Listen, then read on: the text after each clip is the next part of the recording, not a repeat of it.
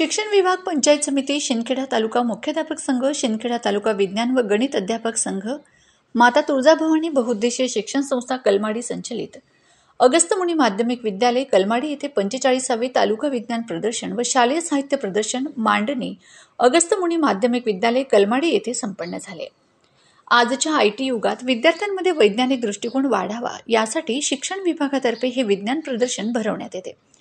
या प्रदर्शनात शिंदखेडा तालुक्यातील सर्व शाळा मिळून 130 वेगवेगळे विज्ञान प्रयोग सादर करण्यात आले असून